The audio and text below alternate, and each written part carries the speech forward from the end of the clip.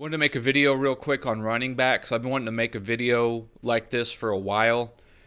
Obviously with the whole Dalvin Cook situation going on, first he was released for the salary cap reasons. He was set to make about 10.5 million. Vikings just didn't think it was worth it.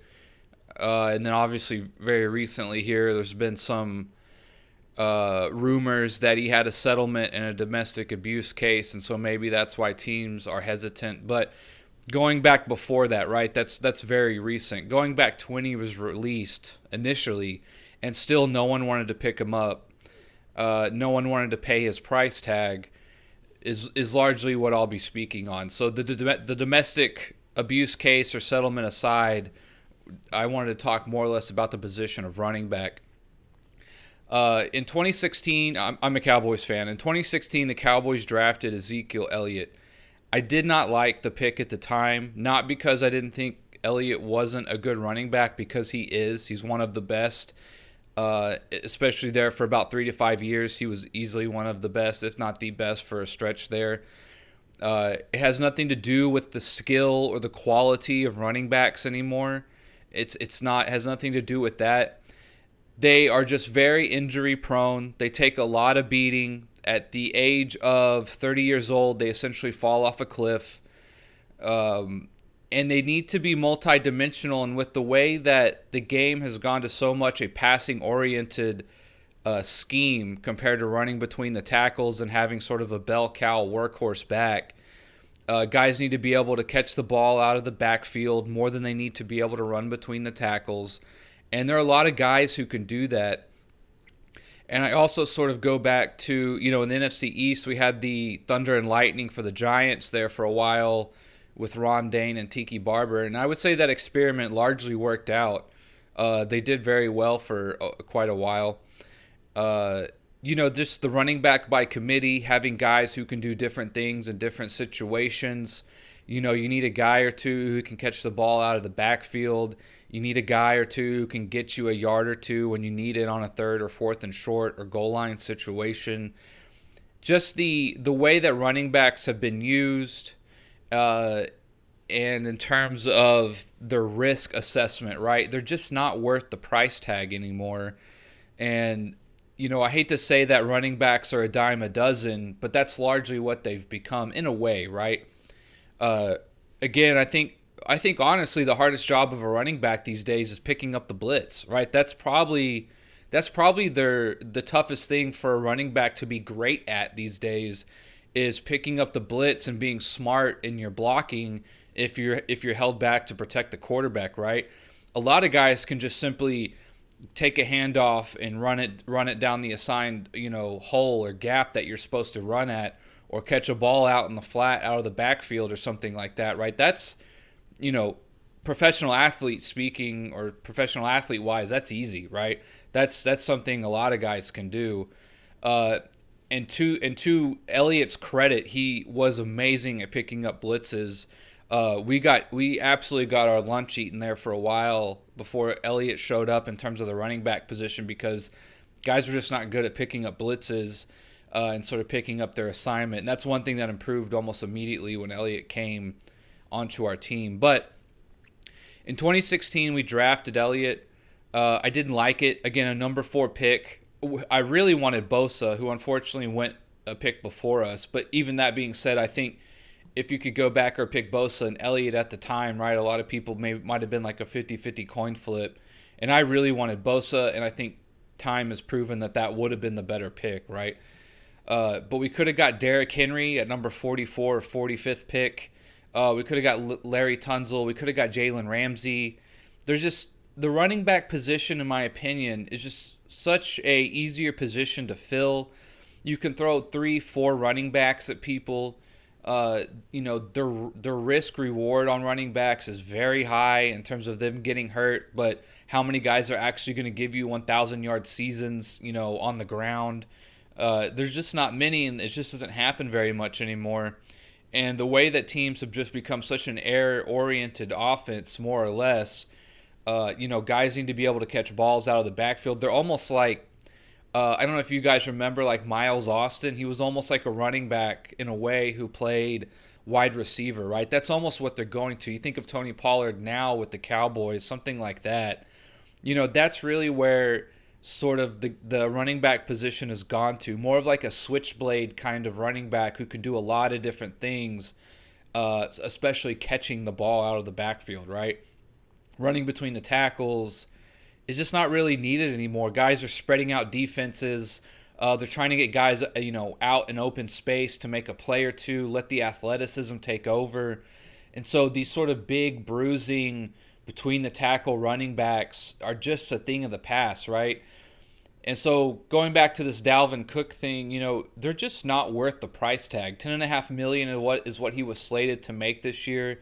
And even him being one of the best backs in the league, correct? Nobody wanted him. No one would touch him.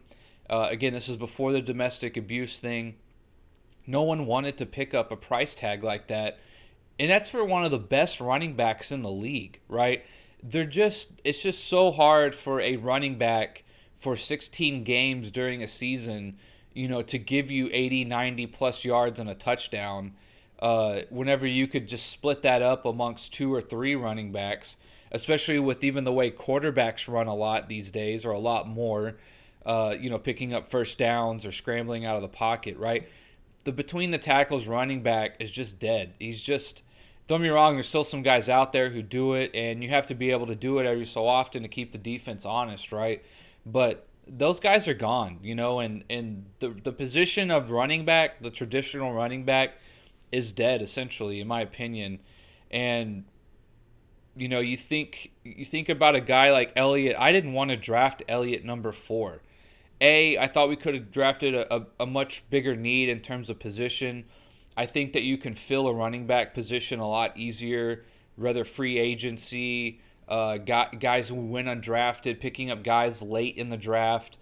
And then again, it comes this thing where if Elliott becomes an integral part of your offense, which he did, now you got to pay him the big price tag, right?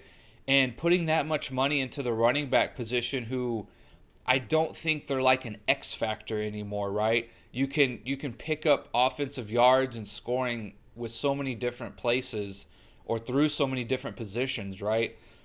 Are you really going to pay a guy 10, 15, 20 million dollars a year when you're paying quarterbacks an absurd amount of money these days? Top end wide receivers are making absurd amounts of money. You got to fill a defense, right? Like the running back position is just, it's definitely running back by committee these days, and you need guys who can catch the ball out of the backfield, who can do a lot of different things rather than just running between the tackles. And there's a lot of guys who can do that. There are a lot of talented guys you can get in the 4th, 5th, 6th round, undrafted. Athleticism is still off the charts almost no matter where you go, in terms of it filling that running back room. And I just saw the whole Dalvin Cook thing, and people, I think, are kind of like, wow, I can't believe no one wants to pick him up or pay him, or he's so good. What's going on? The position has just changed so much that, you even think about Dalvin Cook, he's an okay receiver, right? But he's not like necessarily great. He's a between the tackles kind of guy for the most part, good at it. But like, it's just not needed anymore in the NFL for for the most part, right? And I think the position has changed so much, and maybe people are just not understanding, that price tag is just not worth it. We can spend that money somewhere else and get much more return on our investment, right? So I just wanted to make a quick video on that.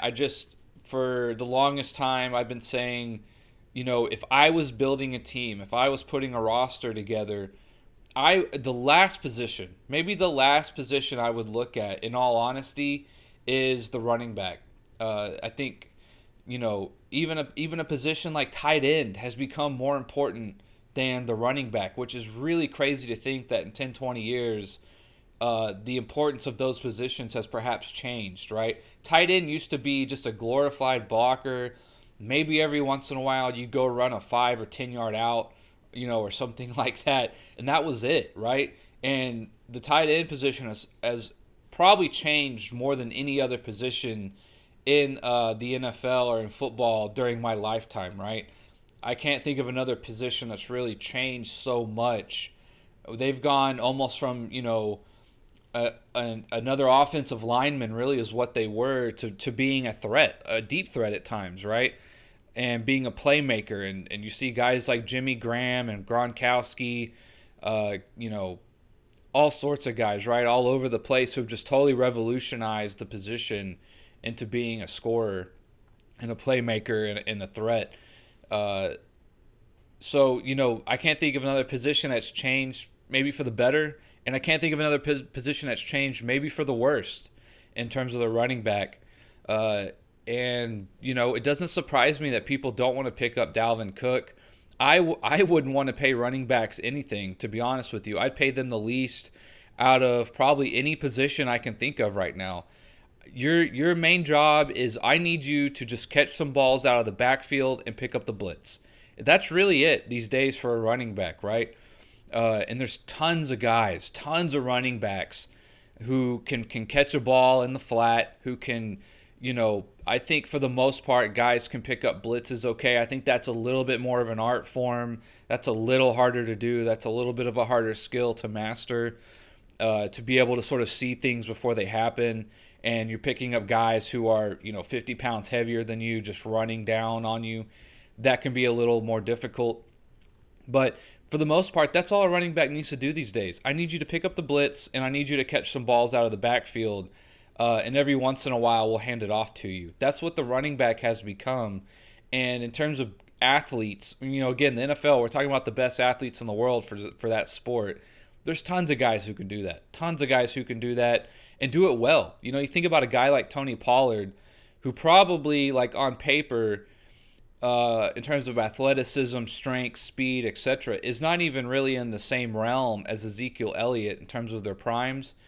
Pollard is going to flourish, though, because he can definitely catch balls out of the backfield. He's probably a little shiftier. They're probably maybe a little faster. I don't know. I'd have to go look that up. But he's definitely more of a catch the ball out of the backfield kind of guy. Just chop block someone every so often to pick up the blitz. And that's really all we need you to do, right? And there's so many guys you can find like that. And just going back to when we drafted Ezekiel Elliott number 4 in 2016, I hated it. I still hated it. I knew that was going to hamper us going forward, and I'm kind of glad we got rid of him. And again, no one's picking up Elliott. Like no one wants to pay that price tag, even for a guy who's maybe serviceable, can maybe be, your second running back or something like that these days. His skills are just not worth the price tag, right?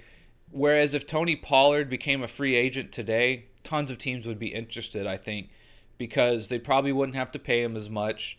And again, he's a playmaker in terms of just being able to catch the ball out of the backfield.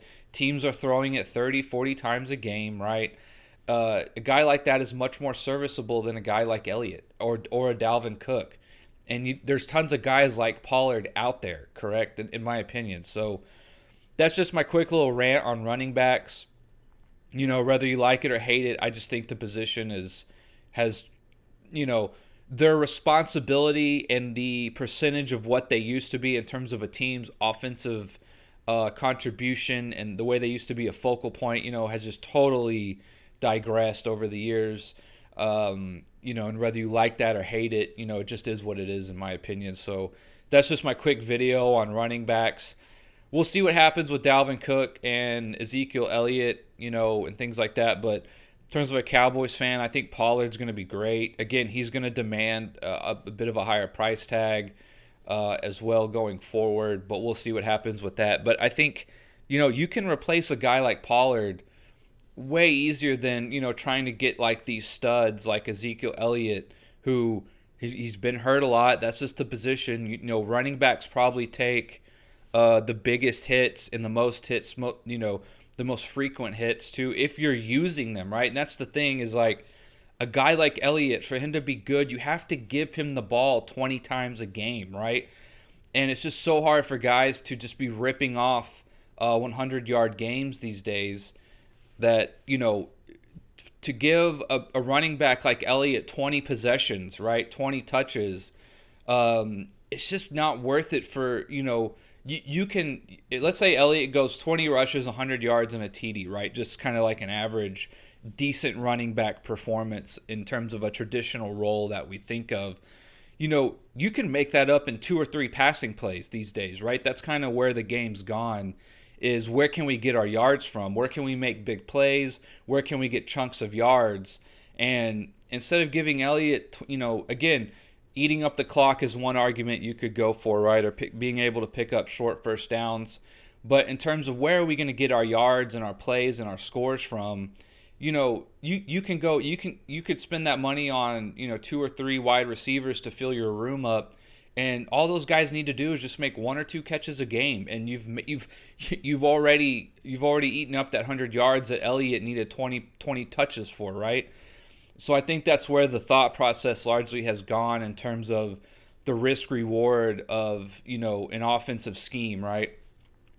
And instead of giving Elliott 20 touches, right, we can give Pollard 5 or 6 catches out of the backfield. He'll probably get you 80 plus yards, maybe a score. He might bust one for a big play, or a guy like CD Lamb, something like that. He just needs to make 2 or 3 catches a game, and we've gone from 20 touches to Elliott to 10 touches for these other guys, and we've maybe gotten more yards out of it, right? I think that's kind of largely the thought process of offensive coordinators and sets and schemes and things like that. And it makes sense, right? You got to look at what you're doing per possession. What's the risk reward? Where are we getting our offense from? How are we producing it, right? And again, just 20 touches to a traditional back like that, it's just kind of hard to justify, right? And if it's not working, right, Elliott has a bad day, or the defensive line, the defensive front seven, shut him down or something. Now your offense is scrambling, right? Now you've gone 20 touches to a guy and he's only gotten you 50 yards or something. That's not a good position to be in. Whereas in terms of passing, you can have maybe a down passing game, but again, if you just make 1 or 2 big plays in the passing game, it can change the entire game, right? I mean, I think people would agree that bigger plays are more likely to come from passing than running these days, or just in general, right?